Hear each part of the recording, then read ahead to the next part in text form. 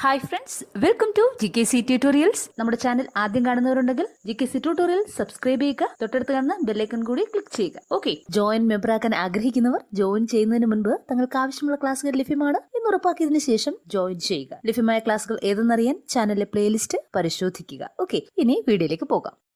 Hi കൂട്ടുകാരെ, എൻ്റെ പേര് രമ്യ.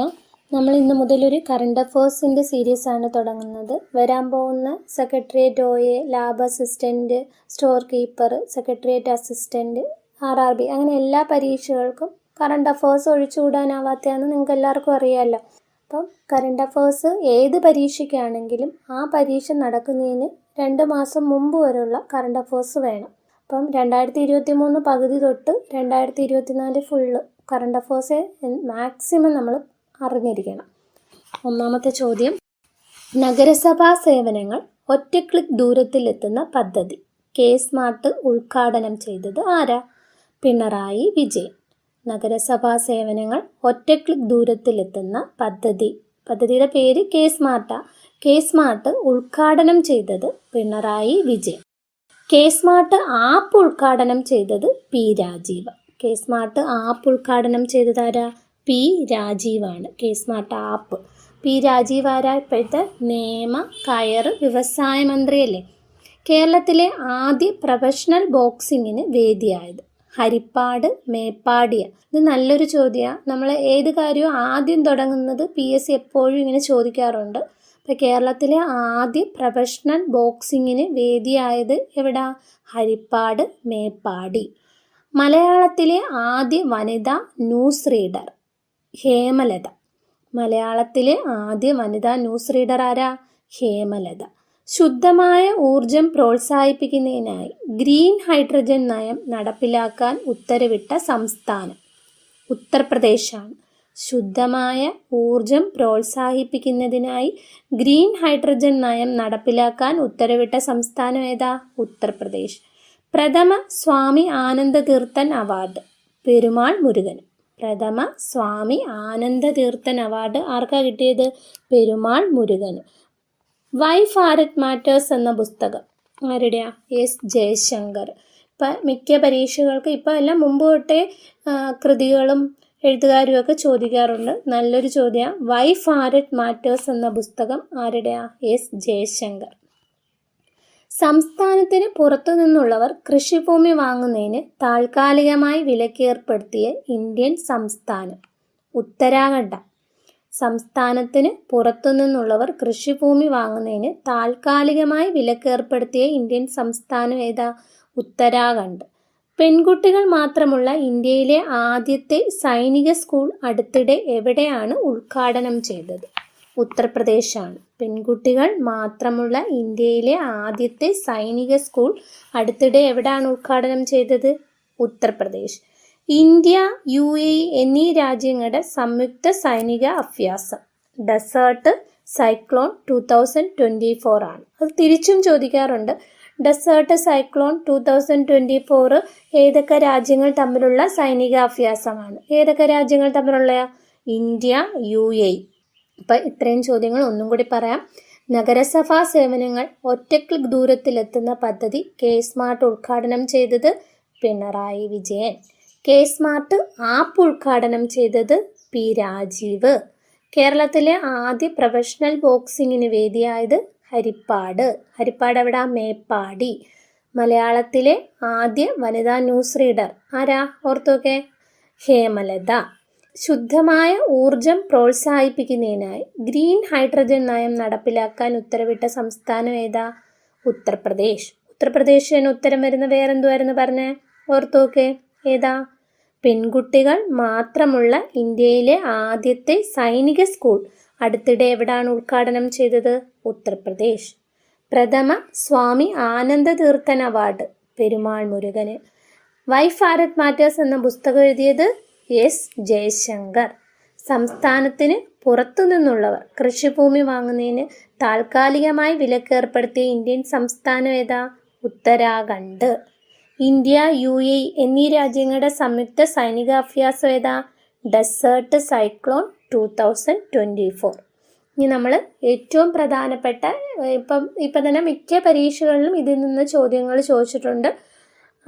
നമ്മുടെ പ്രധാനപ്പെട്ട ബഹിരാകാശ ദൗത്യമായ എക്സ്പോസാറ്റിനെ കുറിച്ചാണ് പറയാൻ പോകുന്നത്. എക്സ്പോസാറ്റ് വിക്ഷേപിച്ച എന്നായിരുന്നു? 2024 ജനുവരി 1 എന്തിനായിരുന്നു? ബഹിരാകാശത്തെ എക്സ്റേ തരംഗങ്ങളുടെ പോളറൈസേഷനെ കുറിച്ച് പഠിക്കാൻ ഇന്ത്യ വിക്ഷേപിച്ച ആദ്യ ഉപഗ്രഹമാണ് ഇത്, എക്സ്പോസാറ്റ്. അത് തന്നെ ചോദിച്ചിട്ടുണ്ട്. എന്തിനെക്കുറിച്ച് പഠിക്കാൻ? എന്തിനെക്കുറിച്ചാണ്? എക്സ്റേ തരംഗങ്ങളുടെ പോളറൈസേഷനെ കുറിച്ച് പഠിക്കാൻ ഇന്ത്യ വിക്ഷേപിച്ച ആദ്യ ഉപഗ്രഹമാണ് ഏതെന്ന് പറയുന്നത്? എക്സ്പോസാറ്റ് എന്ന് പറയുന്നത്. ഇതിനൊരു പ്രത്യേകതയുണ്ട്. ഏതാണ് പ്രത്യേകത? അമേരിക്കയ്ക്ക് ശേഷം ഒരു പ്രത്യേക ഉപഗ്രഹം അയക്കുന്ന ലോകത്തിലെ 2ാമത്തെ രാജ്യമാണ് ഏതെന്ന് പറയുന്ന ഇന്ത്യ. ഈ എക്സ്പോസാറ്റ് അയക്കുന്നതിലൂടെ അമേരിക്കയ്ക്ക് ശേഷം ഒരു പ്രത്യേക ഉപഗ്രഹം അയക്കുന്ന ലോകത്തിലെ 2ാമത്തെ രാജ്യമാണ് ഏത്? ഇന്ത്യ എന്ന് പറയുന്നത്. ഇത് ISROയും നമ്മുടെ ബാംഗ്ലൂരുള്ള രാമൻ റിസർച്ച് ഇൻസ്റ്റിറ്റ്യൂട്ടും കൂടി ചേർന്നാണ് ഏതെന്ന് വിക്ഷേപിക്കുന്നത്? ഈ എക്സ്പോസാറ്റ് വിക്ഷേപിക്കുന്നത്. എവിടെ നിന്നാണ്? ശ്രീഹരിക്കോട്ടയിലെ സതീഷ് ധവാൻ സ്പേസ് സെന്ററിൽ നിന്നാണ്. വിക്ഷേപണ വാഹനം PSLV C-58 PSLVയുടെ എത്രാമത്തെ ദൗത്യമാണ്? എത്രാമത്തെ വിക്ഷേപണമാണ്? 60ാമത്തെ വിക്ഷേപണമാണ്. ഇതിന്റെ കാലാവധി 5 വർഷമാണ്. പിന്നെ ഇതിന് 2 പേലോഡുകളുണ്ട്. ഏതൊക്കെയാ? പോളിക്സും എക്സ്പെക്റ്റുമാണ് ഇതിന്റെ 2 പേലോഡുകൾ എന്ന് പറയുന്നത്. പോളിക്സും എക്സ്പെക്റ്റുമാണ് 2 പേലോഡുകൾ എന്ന് പറയുന്നത്. ഇതിൽ പ്രധാനപ്പെട്ട ഇനി ചോദിക്കാൻ കൊള്ളാവുന്നത് ഏതാ? ഇതിന്റെ മിഷൻ ഡയറക്ടർ ആരാന്ന്? ആരാ? ഡോക്ടർ എം ജയകുമാർ ആണ്. ഇതിന്റെ മിഷൻ ഡയറക്ടർ ആരാ? Doctor M Jayakumar. ഇനി ഇതിനകത്തെന്ന് പറയുന്നത് നമ്മുടെ തിരുവനന്തപുരം പൂജപ്പുര LBS വനിതാ എഞ്ചിനീയറിംഗ് കോളേജിലെ വിദ്യാർത്ഥികൾ നിർമ്മിച്ച വിസാറ്റ് ഉൾപ്പെടെയുള്ള ഉപഗ്രഹങ്ങൾ ഇതിനോടൊപ്പം എന്ത് ചെയ്യുന്നുണ്ട്? വിക്ഷേപിക്കുന്നുണ്ട്. വിസാറ്റ് ചോദിക്കാൻ കൊള്ളാവുന്നതാണ്. വിസാറ്റ് എന്തിനു വേണ്ടിയാ? ബഹിരാകാശത്തു നിന്നും അൾട്രാവയലറ്റ് റേസ് കേരളത്തിന്റെ കാലാവസ്ഥയെ എങ്ങനെ സ്വാധീനിക്കുന്നു എന്ന് പഠിക്കാൻ വേണ്ടിയാണ് വിസാറ്റ് ഇതിൻ്റെ കൂടെ വിക്ഷേപിച്ചിട്ടുള്ളത്. ഇതെന്ന് പറയുന്നത് മലയാളികളായ വിദ്യാർത്ഥികൾ ചേർന്നിട്ടുള്ള ആദ്യത്തെ ഒരു ഉപഗ്രഹമാണ് ഏതെന്ന് പറയുന്നത്? വിസാറ്റ് എന്ന് പറയുന്നത്. ഇപ്പം നമ്മൾ എക്സ്പോസാറ്റിനെ കുറിച്ചാണ് പറഞ്ഞത്. എന്തൊക്കെയാ പറഞ്ഞത്? എക്സ്പോസാറ്റ് എന്ന് പറയുന്നത് എന്തിനെ കുറിച്ച് പഠിക്കാൻ വേണ്ടിയാണ്? ബഹിരാകാശത്തെ എക്സ്റേ തരംഗങ്ങളുടെ പോളറൈസേഷനെ കുറിച്ച് പഠിക്കാൻ ഇന്ത്യ വിക്ഷേപിച്ച ആദ്യ ഉപഗ്രഹമാണ്. എന്നാ വിക്ഷേപിച്ചത്? 2024 ജനുവരി 1. ഏതായിരുന്നു വാഹനം? PSLV C-58. എത്രാമത്തെ വിക്ഷേപണമാണ് PSLVയുടെ? 60ാമത്തെ വിക്ഷേപണമാണ്. കാലാവധി 5 വർഷമാണ്. 2 പേലോഡുകളുണ്ട്. ഏതൊക്കെയാ 2 പേലോഡുകൾ എക്സ്പോസാറ്റിന്റെ? പോളിക്സും എക്സ്പെക്റ്റുമാണ്. പിന്നെ ഇതിന്റെ മിഷൻ ഡയറക്ടർ ആരാ? ഡോക്ടർ എം ജയകുമാർ ആണ്. പിന്നെ തിരുവനന്തപുരം പൂജപ്പുര LBS വനിതാ എഞ്ചിനീയറിംഗ് കോളേജിലെ വിദ്യാർത്ഥികൾ നിർമ്മിച്ച വിസാറ്റ് ഇതിനോടൊപ്പം വിക്ഷേപിക്കുന്നുണ്ട്. എക്സ്പോസാറ്റിനോടൊപ്പം വിക്ഷേപിക്കുന്നുണ്ട്. ഈ വിസാറ്റ് എന്തിനു വേണ്ടിയാണ്? ബഹിരാകാശത്തു നിന്നും അൾട്രാവയലറ്റ് റേസ് കേരളത്തിലെ കാലാവസ്ഥയെ എങ്ങനെ സ്വാധീനിക്കുന്നു എന്ന് പഠിക്കാൻ വേണ്ടിയാണ് വിസാറ്റ് വിക്ഷേപിക്കുന്നത്. ഇതിൻ്റെ കൂടെ അല്ലാതെ 10 ചെറു ഉപഗ്രഹങ്ങളും കൂടി എന്ത് ചെയ്യുന്നുണ്ട്? വിക്ഷേപിക്കുന്നുണ്ട്. ഓക്കെ ആയോ? അടുത്ത ചോദ്യം. P. വത്സലയുടെ നെല്ലെന്ന പ്രശസ്ത നോവലിലെ ജീവിച്ചിരുന്ന കഥാപാത്രം അടുത്തിടെ അന്തരിച്ചു. ആരാ? കുറുമാട്ടി രാഗിണി. അടുത്തിടെ എന്ന് പറയുന്നത് നമ്മൾ 2024 ജനുവരിയിലെ കറണ്ട് അഫയേഴ്സാണ് പറയുന്നത്. കുറുമാട്ടി രാഗിണിയാണ് അന്തരിച്ചത്. നെല്ലിലെ തന്നെ വേറൊരു കഥാപാത്രവും കൂടി ഉണ്ട്, നിങ്ങൾ ഓർത്തു വെച്ചേക്കണം. രാഘവൻ നായർ. P. വത്സലയെ കുറിച്ച് ഒരുപാട് ചോദ്യങ്ങൾ ഇത്തവണ കഴിഞ്ഞ പരീക്ഷകൾക്ക് ചോദിച്ചായിരുന്നു. എന്നാ അന്തരിച്ചത്? 2023 നവംബർ 21 നോവലിസ്റ്റാണ്, കഥാകൃത്താണ്, അധ്യാപികയാണ്. അങ്ങനെ പല മേഖലകൾ പ്രശസ്തയായ വ്യക്തിയാണ് P. വത്സല എന്ന് പറയുന്നത്. P. വത്സല അന്തരിച്ചതെന്ന 2023 നവംബർ 21. ഒരു ആദ്യ നോവൽ ഏതാണ്? തകർച്ച. മലബാർ കലാപത്തെ ആസ്പദമാക്കി എഴുതിയത് ഏതാണ്? വിലാപമാണ്. മലബാർ കലാപത്തെ ആസ്പദമാക്കി നിരവധി പേര് എഴുതിയിട്ടുണ്ട്. അതുപോലെ നമ്മുടെ P. വത്സല എഴുതിയതാണ് ഇത് വിലാപം. 2021 എഴുത്തച്ഛൻ പുരസ്കാരം കിട്ടിയിട്ടുണ്ട്. ആർക്കാ? P. വത്സലയ്ക്ക്. പിന്നെന്താണ്? കേരള സാഹിത്യ അക്കാദമി പുരസ്കാരം ലഭിച്ചിട്ടുണ്ട്. ആർക്കാ? P. വത്സലയ്ക്ക്. ഏതിനാ? നിഴലുറങ്ങുന്ന വഴികൾ എന്ന് പറയുന്നതിന് നിഴലുറങ്ങുന്ന വഴികൾക്ക് 1975 ഇപ്പം കേരള സാഹിത്യ അക്കാദമി പുരസ്കാരവും കിട്ടിയിട്ടുണ്ട്. പിന്നെ എഴുത്തച്ഛൻ പുരസ്കാരം 2021 കിട്ടിയിട്ടുണ്ട്. പിന്നെ നമ്മളിപ്പോൾ പറഞ്ഞത് പി വത്സലയുടെ നെല്ലെന്ന പ്രശസ്ത നോവലിൽ ജീവിച്ചിരുന്ന കഥാപാത്രം അടുത്തിടെ അന്തരിച്ചു. ആരാ? കുറുമാട്ടി രാഗിണി. പിന്നെ ഒരു കഥാപാത്രത്തെക്കുറിച്ച് നെല്ലിലെ നമ്മൾ പഠിച്ചു. ആരെയാണ്? രാഘവൻ നായരാണ്. നെല്ലാണ് 1972 പുറത്തിറങ്ങിയ നോവലാണ് പി വത്സലയുടെ നെല്ല്.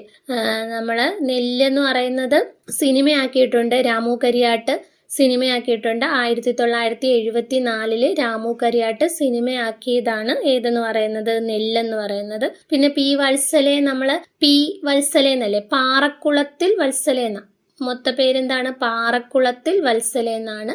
തിരുനെല്ലിയുടെ കഥാകാരി എന്നറിയപ്പെടുന്നതും ആരെയാണ്? പി വത്സലയാണ്. തിരുനെല്ലിയുടെ കഥാകാരി എന്നറിയപ്പെടുന്നത് ആരെയാണ്? പി വത്സലയാണ്. അപ്പം ഒരുവിധം നമ്മൾ പി വത്സലയെ കുറിച്ചുള്ള പോയിന്റുകൾ പറഞ്ഞിട്ടുണ്ട്. ഇതെല്ലാം ഒന്നും കൂടി കേൾക്കുമ്പം നിങ്ങൾക്ക് തറവാവും. ഇപ്പം തന്നെ ഇവിടെ വെച്ച് തന്നെ നിങ്ങൾക്ക് പഠിക്കാവുന്നതേ ഉള്ളൂ. അഥവാ തറവായിട്ടില്ലെന്നുണ്ടെങ്കിൽ വീണ്ടും ഒരു വട്ടവും കൂടി കേൾക്കുക. എന്തെങ്കിലും അഭിപ്രായങ്ങളുണ്ടെങ്കിൽ കമൻറ്റ് രൂപത്തിൽ അറിയിക്കണം. തെറ്റുകൾ വല്ലതും വന്നിട്ടുണ്ടെങ്കിൽ അതും കമൻറ്റ് രൂപത്തിലൂടെ പറയണം.